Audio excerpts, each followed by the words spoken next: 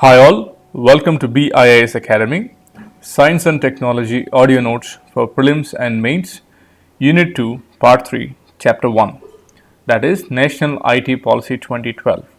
And the topics which we're going to cover are objectives of the IT Policy 2012, role of software in economic growth, government initiatives to promote IT and BPO sectors. So let's start with the National IT Policy. It was released in the year 2012, which aims to maximize or maximally leverage the power of information communication technologies to help address monumental economic and developmental challenges that our country, India, is facing. So, its aim is to use ICT technology to solve or to address economic and developmental challenges of our country. The policy is rooted in the conviction that ICT has the power to transform India and improve the lives of all Indians. The vision of the policy is to strengthen and enhance India's position as a global IT hub. So, its aim is to enhance India's position as a global IT hub and to use IT and cyberspace as an engine for rapid, inclusive, and substantial growth in national economy.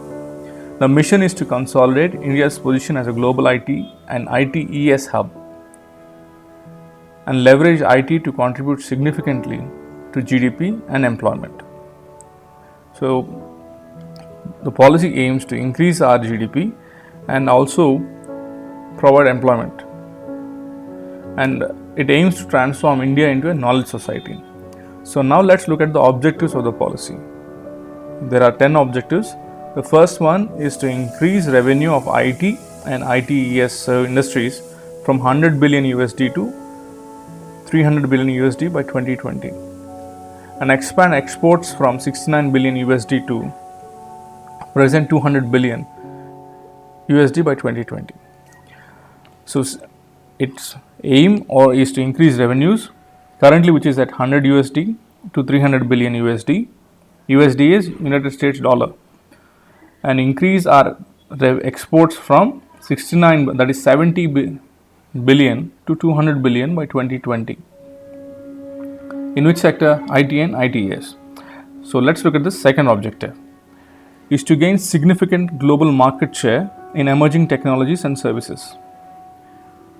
Third objective, to promote innovation and R&D in cutting edge technologies and development of applications and solutions in areas like localization, location based services, mobile value added services, cloud computing, social media, utility models. Fourth is to encourage adoption of ICT in key economic and strategic sectors to improve their competitiveness and productivity. Fifth objective is to provide fiscal benefits to small medium enterprises and startups for adoption of IT in value creation. So, it provides fiscal benefits for startups and SMEs for adoption of IT in value creation. IT is information technology. Sixth objective, to create a pool of 10 million additional skilled manpower in ICT. So, that's how it's going to solve the unemployment problem, by providing 10 million additional skilled manpower. 7. To make at least one individual in every household e-literate, that is electronic literate. Eighth objective, to provide for mandatory delivery of an affordable access to all public services in electronic mode. Ninth objective, to enhance transparency, accountability, efficiency, reliability, and decentralization in government and in particular in delivery of public services. And 10th objective is to leverage ICT for key social sector initiatives like health, education, rural development, and financial services to promote equity and quality. So, let's recap the objectives of the National IT Policy. When was it launched? It was launched in 2012. Mainly, it wants to leverage the power of ICT to help address the monumental economic and developmental challenges that our country is facing. The first objective is to increase revenue. Currently, we are at 100 billion. It was to increase to 300 billion. And it wants to increase IT and ITES exports from 70 billion USD to 200 billion USD by 2020. Second objective was to gain significant global market share. Third is to promote innovation and R&D. Fourth, use ICT for economic growth. 5. Provide fiscal benefits for startups and SMEs for adoption of IT in value creation. Sixth objective, to create a pool of 10 million additional skilled manpower. Seventh objective, to make at least one individual in every household illiterate. 8. To provide mandatory delivery of affordable and accessible public services in electronic mode. 9. To enhance transparency, accountability, efficiency, reliability, and decentralization in government and public services. 10th objective was leverage ICT for social sector initiatives like ICT for education, ICT for health, ICT for rural development and financial services. Okay, let's look at the next topic. What is the role of software in economic growth of the country? So what is software? It's a combination of programs usually created to tell the computer to operate. It's a program which tells the computer how and what to operate. The software exports have catapulted India into the status of nation with large foreign exchange reserves. So software has bought a lot of foreign exchange for our country. India has earned a good respectability due to its talented English speaking and one of the largest pool in the world of software engineers. The IT and ITES sector are giving India the image of a young and a resilient global knowledge power. The IT and ITS industry has been contributing to the economic growth of the country in past 3 to 4 decades. The IT and ITS industry has 4 major subcomponents. 1 is IT services, 2 is BPO, 3 is engineering services and research and development, 4th is software exports. What are the 4 major subcomponents of IT and ITS industry? First is IT services, 2 is BPO, 3 engineering services and R&D, 4 software exports. Okay, according to NASSCOM, the information technology services sector provided is estimated to clock a flat growth up to 9% in the fiscal year 2019-20. This growth will be at par with 9.1% growth achieved by the sector in 2019. So it is going to be 9% this year. What is it? What is the 9%? It's a growth rate of IT sector. Okay.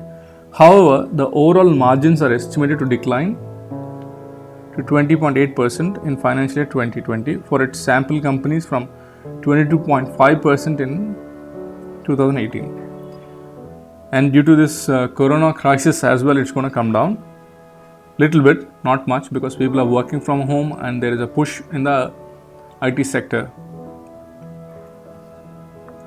Indian companies have started to ramp up onshore hiring in the largest market of US on visa issuance norms being tightened by restricting the entry-level programmers, coupled with increasing compliance and evidence requirements adding to cost pressures. We have seen the H-1B visa the rules being rigid and strict. So most of the foreigners in USA are being denied visa as well. Okay, coming back to our topic, 2017-18, this sector saw a growth of 7.8%. The size of the IT BPM industry in the financial year 2017 was put $154 billion, which includes $125 billion in export as well. The global projections by Gartner and Forrester hints at increased digital spending by companies. So digital spending could grow to $310 billion by 2020 to presently it is at $180 billion. The domestic industry is expected to grow by 10 to 12%, with contribution from the sector growing to 20 to 30 billion in 2018. And in 2016 it was around 25 to 26 billion. Though e-commerce industry contributed 40 billion in 2017 and 18, this sector is facing infrastructure issues which is hindering the growth beyond the tier 1 and tier 2 cities. So let's recap what we have seen. Software has placed India at a respectable position on the global platform. There are 4 subcomponents for this IT and ITS industry. One is IT services, second is BPO, third is engineering services, fourth is software exports. So NASSCOM has predicted that this industry is going to grow at 9% for the 2019-20. 2017, the growth rate was at 7.8%. So how much is the value of this? In 2017 it is 154 billion and the export value was around 125 billion. The projections like Gartner and Forrester hints at increased digital spending by companies, which could grow to 310 billion by the end of 2020, currently which is at 180 billion. There are certain issues being faced by this industry. One is infrastructure use, and these industries did not grow beyond tier 1 and tier 2 cities. Okay, let's go to the next topic. Government initiatives to promote IT and BPO sectors. Some of the major initiatives taken by the government to promote IT and ITES and BPO sectors in India are as follows. Government has identified information technology as one of the 12 champion service sectors for which an action plan is being developed. Also, government has set up rupees 500 crore. In dollars, it's going to be 750 million. So, government has set up rupees 5,000 crore fund for realizing the potential of these champion service sectors. As a part of Budget 2018-19, Niti Aayog is going to set up a national level program that will enable efforts in AI, that is artificial intelligence, and will help in leveraging AI technology for developmental works in the country. To further promote this sector, many initiatives were taken up with the establishment of BPO promotion and common service centers to help create digital inclusion and equitable growth. So coming to common service centers, if you see a tribal hamlet in Chhattisgarh for the first time is being provided with internet services under this program. Under which program? Common service centers. So see how much impact it's going to make in their lives. Okay. It also provides, government is also planning to provide employment to 1.5 lakh persons, mostly in smaller towns. Even a separate Northeast BPO promotion scheme was started with 5,000 seats and having employment potential for 15,000 persons. Many long-term initiatives like Digital India, Make in India, Smart Cities, e-governance, Skill India, Startup India are being promoted for strengthening and pushing India's economy. Let's recap this topic, government initiatives to promote BPO. Government has set up rupees 5,000 crore fund for realizing the potential of this champion service sector. And Niti Aayog is going to set up a national level program that will enable artificial intelligence and AI technology for developmental works in the country.